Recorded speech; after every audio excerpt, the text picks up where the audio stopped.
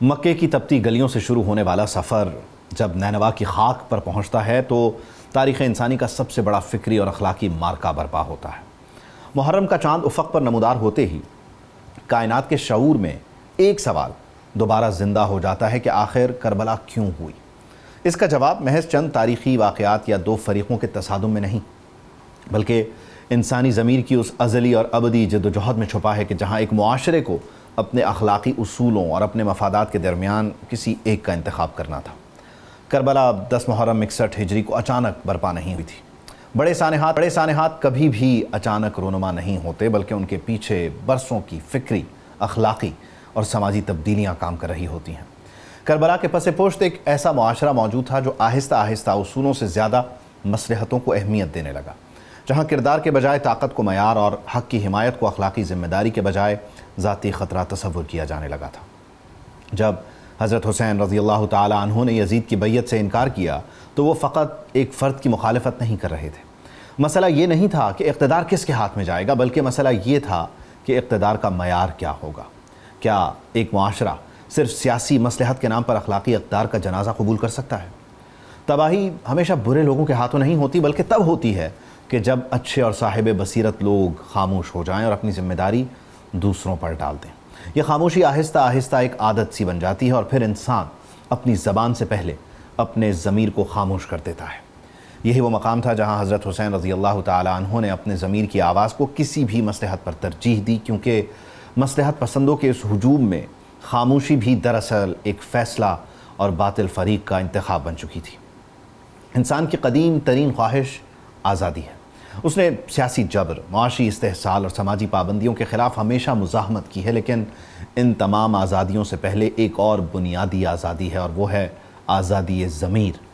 ضمیر کی آزادی یہ ہے کہ انسان حق کو حق اور باطل کو باطل کہہ سکے، خواہ اس کے نتیجے میں اسے کتنا ہی بڑا نقصان کیوں نہ اٹھانا پڑے۔ کربلا ہمیں سکھاتی ہے کہ غلامی صرف اور صرف لوہے کی زنجیروں کا نام نہیں۔ انسان جب خوف، مفاد اور سماجی قبولیت کا غلام بن جائے تو بظاہر آزاد ہو کر بھی اخلاقی طور پر مفلوج ہو جاتا ہے۔ اس کے برعکس حسین رضی اللہ تعالی عنہ کی شخصیت ایک ایسے انسان کامل کی مثال پیش کرتی ہے کہ جس کے فیصلوں کا مرکز صرف اور صرف ان کا ضمیر تھا۔ ان کے سامنے سب سے آسان راستہ یہ تھا کہ حالات کے ساتھ سمجھوتا کر لیتے، بظاہر امن بھی قائم رہتا، جانیں بھی محفوظ رہتی اور ایک بڑے تصادم سے بچا جا سکتا تھا۔ لیکن بعض اصول ایسے ہوتے ہیں جنہیں بچانے کے لیے خاموشی سے زیادہ بلند آواز کی ضرورت ہوتی ہے، اور بعض موقع ایسے ہوتے ہیں جہاں انسان کی عزت اس کے سمجھوتوں سے نہیں بلکہ اس کے انکار سے محفوظ رہتی ہے۔ احمد فراز نے کہا، جب بھی ضمیر کا سودا ہو دوستو، قائم رہو حسین کے انکار کی طرح۔ حق کا ساتھ دینا ہمیشہ مشکل نہیں ہوتا، مشکل اس وقت ہوتا ہے کہ جب حق کے ساتھ کھڑے ہونے کی قیمت ادا کرنی پڑے۔ کربلا کی عظمت صرف اس بات میں نہیں کہ ایک چھوٹا سا قافلہ ایک بڑے لشکر کے سامنے کھڑا تھا، بلکہ اس کی انفرادیت وہ اخلاقی استقامت تھی کہ جس کے ساتھ اس موقف کو آخری حد تک نبھایا بھی گیا۔ حسین ابن علی رضی اللہ تعالی عنہ کے سامنے صرف جنگ نہیں تھی، انہیں اپنے اہل خانہ کی جدائی، اپنے ساتھیوں کی قربانی، اپنے جسمانی خاتمے کا مکمل ادراک تھا، لیکن انہوں نے آسان راستے کے مقابلے میں درست راستے کو منتخب کیا۔ خوف ایک فطری انسانی کیفیت ہے، کوئی بھی نقصان یا تنہائی کے احساس سے بالاتر نہیں ہوتا، لیکن اخلاقی جرت کا مطلب یہ نہیں کہ دل میں خوف موجود نہ ہو، بلکہ اس کا مطلب یہ ہے کہ خوف انسان کے فیصلوں کا حاکم نہ بن جائے۔ وہ انسان زیادہ مضبوط نہیں ہوتا جو کبھی خوف محسوس نہ کرے، بلکہ وہ پائیدار ہوتا ہے جو خوف کی آنکھوں میں آنکھیں ڈال کر بھی اپنے اصولوں سے دستبردار نہ ہو۔ لشکر کا کوئی خوف نہ گنتی کی فکر تھی، سینوں میں وہ یقین بٹھایا حسین نے، یوں روشنی ہوئی کہ دکھائی دیا خدا، اس رات جب چراغ بجھایا حسین نے۔ حضرت حسین اور ان کے اصحاب کی قربانی انسانی جرت اور آزادی ضمیر کی سب سے بلند ترین مثال ہے، اور آج ہم انہی شہداء کو یاد بھی کریں گے، نذرانہ عقیدت بھی پیش کریں گے، اور دیگر جو عوامل کار فرما ہیں اور موجودہ دور میں جو چیلنج ان کا بھی احاطہ کرنے کی کوشش کریں گے۔ پروگرام میں مجھے جوائن کر رہے ہیں علامہ امین شہیدی صاحب اور مفتی محمد زبیر صاحب۔ آپ دونوں حضرات کا بہت بہت شکریہ۔ میں گفتگو کا آغاز علامہ صاحب آپ سے کرنا چاہتا ہوں۔ بنیادی طور پہ 61 ہجری سے لے کے آج تک کا جو یہ سفر ہے، اس میں ہم ہر بار ایک سوال پوچھتے ہیں کہ حسینیت کیا ہے یا کربلا کیا ہے۔ آپ سمجھتے ہیں کہ اس کی تعریف پہلے دن سے آج تک بدلی ہے یا یہ نہیں بدلی، اور ہر دور میں اس کو رائج کرنے کا یا اس کو دیکھنے کا ہمارا نقطہ نظر ضرور بدلنا چاہیے، تبھی ہم اسے عملی طور پر نافذ کر سکیں گے؟ بہت خوب، بسم اللہ الرحمن الرحیم۔ دیکھیے، جب ہم کہتے ہیں نا حسینیت، تو حسینیت ان تمام الہی، قرآنی، آسمانی قدروں کا نام ہے جن کو یکجا ہم نے کربلا میں زندہ ہوتے ہوئے دیکھا ہے۔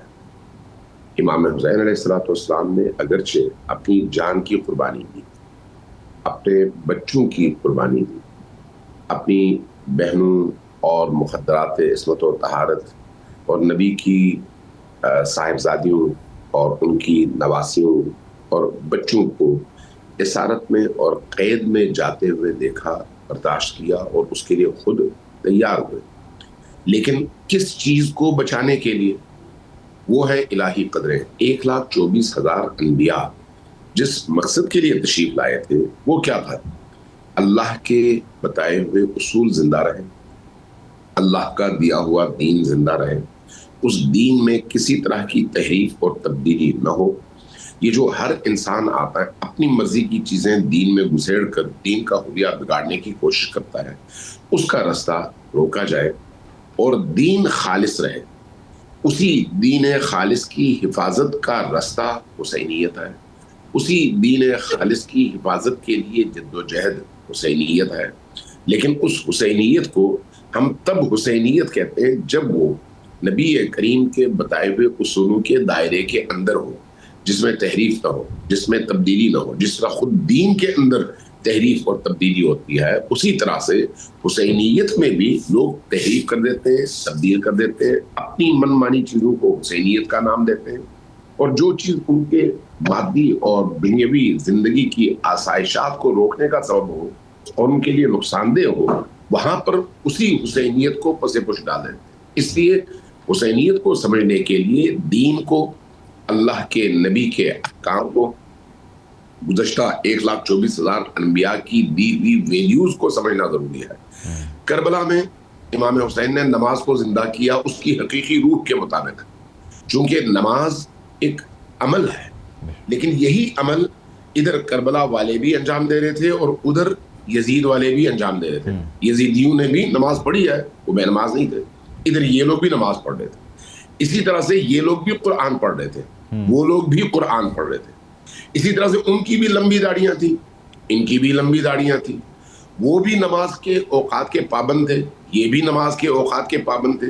تو پھر حسینیت اور یزیدیت کو الگ الگ کرنے کا پیمانہ کیا ہے؟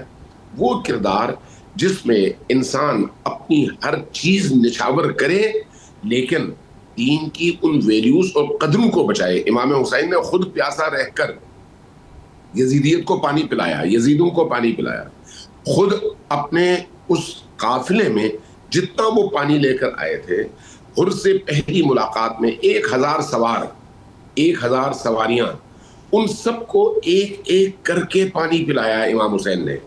اور جہاں پر کوئی سوار گھبرایا ہوا تھا، پانی نہیں پی پا رہا تھا گھبراہٹ کی وجہ سے، وہاں پر تب تک پانی لے کر کھڑے ہوئے جب تک وہ اطمینان کے ساتھ پانی پی کر سیراب نہ ہوا۔ اس کا کیا مطلب ہے؟ یہ حسینیت ہے۔ پانی روکنا حسینیت نہیں ہے، ظلم کرنا حسینیت نہیں ہے، دوسروں کا حق مارنا حسینیت نہیں ہے، دوسروں کی زندگی اس پر تنگ کر دینا حسینیت نہیں ہے۔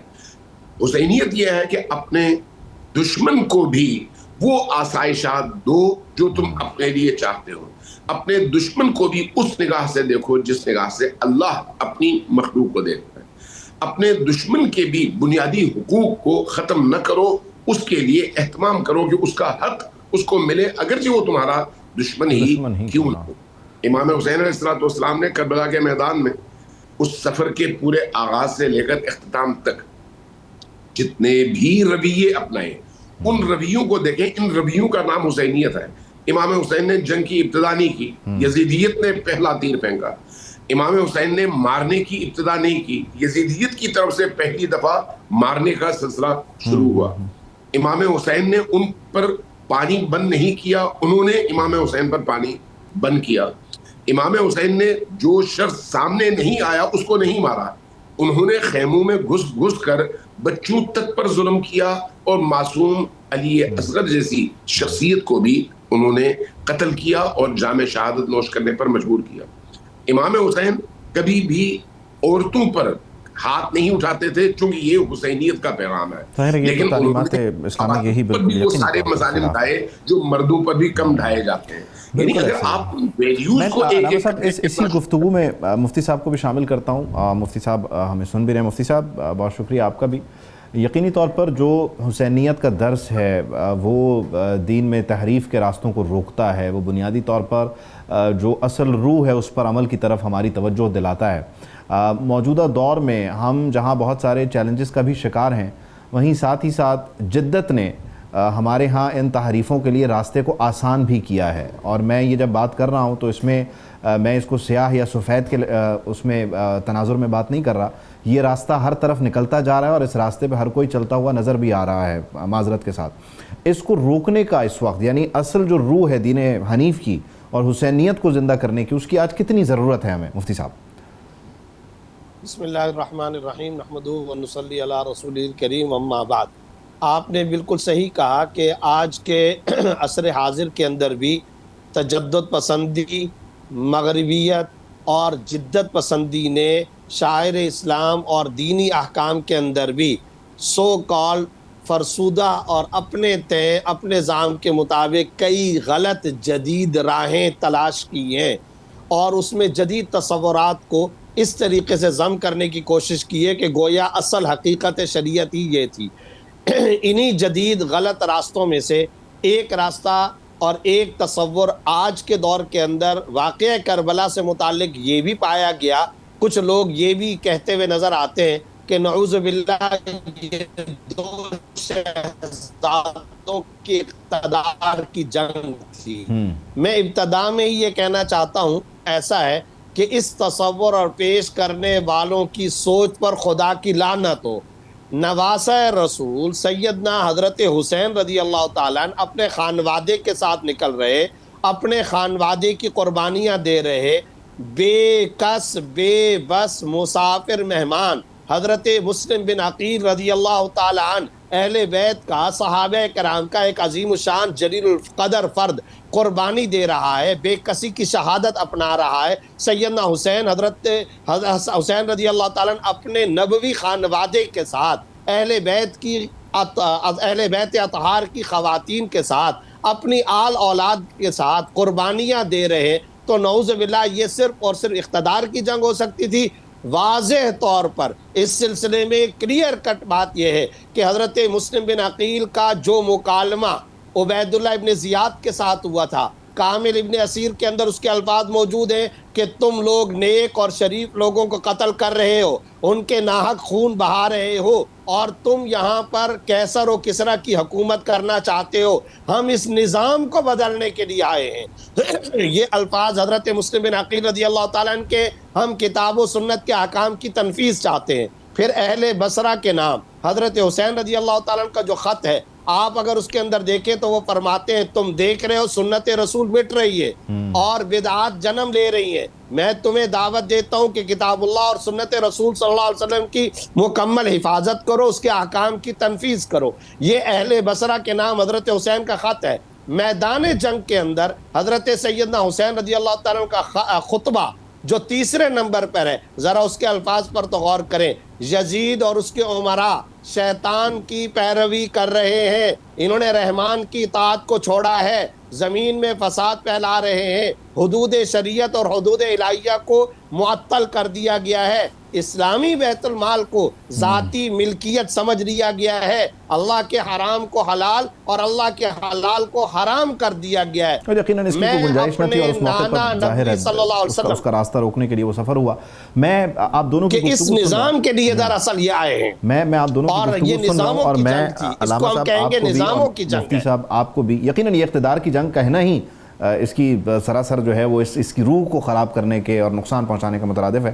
آپ دونوں کی گفتگو یقیناً بہت اہمیت کی حامل ہے، اور اس میں جو خوش کن بات ہے وہ یہ ہے کہ دونوں ہی طرف سے بات ایک ہی ہے۔ الفاظ کا چناؤ، اس کی ترتیب میں اختلاف ہو سکتا ہے یا اس کے ربط میں جو ہے وہ بے ترتیبی ہو سکتی ہے، ہم یہ کہہ سکتے ہیں۔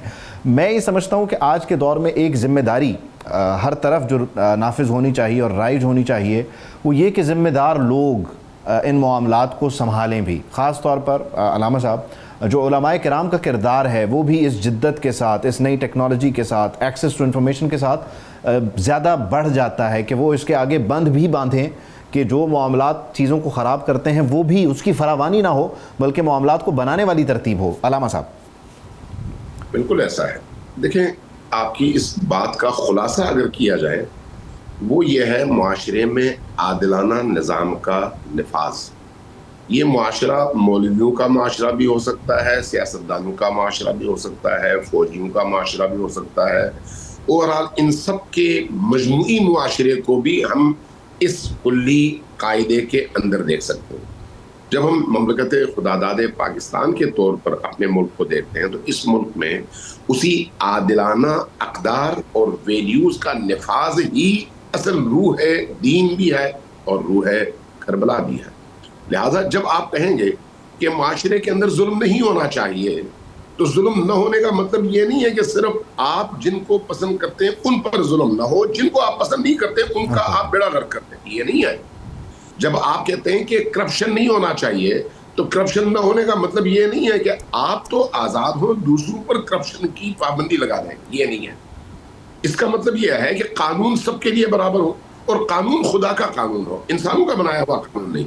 اس لیے کہ انسانوں کے بنائے ہوئے قوانین میں نقوناز رہ جاتے ہیں اور بہت ساری پرابلمز کریٹ ہوتی ہیں، جبکہ اللہ کا بنایا ہوا قانون انسانی فطرت کے عین مطابق ہے۔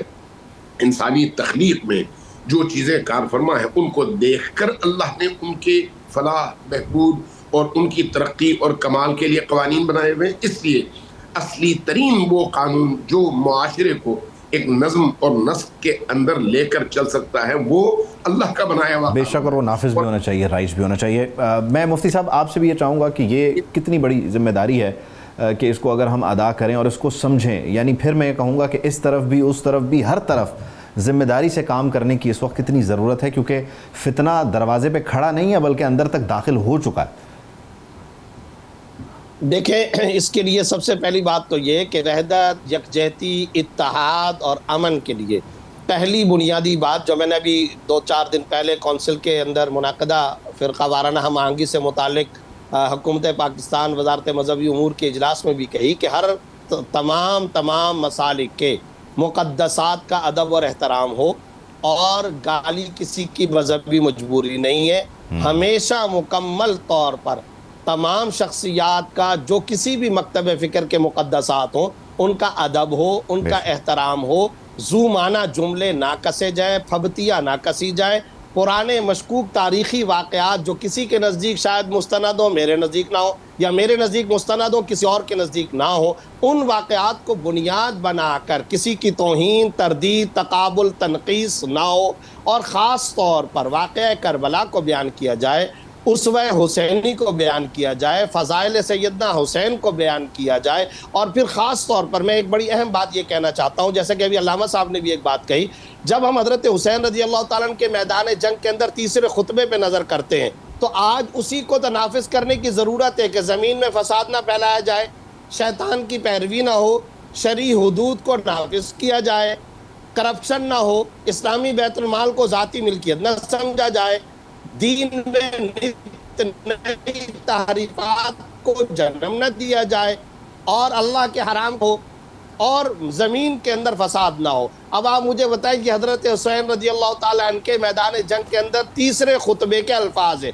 آج سب سے زیادہ ضرورت اس بات کی ہے کہ اس پورے خطبے کو پاکستان کی سڑکوں پہ نافذ کیا جائے، یہاں کے پارلیمان میں، یہاں کے اداروں میں، یہاں کی چورنگیوں پر، یہاں پر اس کو مکمل اپنی زندگیوں کا حصہ بنائیں، یقینی طور پر۔ بہت بہت شکریہ مفتی زبیر صاحب، علامہ امین شہیدی صاحب، آپ دونوں حضرات کا آپ نے وقت نکالا۔ سبسکرائب کریں اور بیل دبائیں تاکہ کوئی خبر رہ نہ جائے۔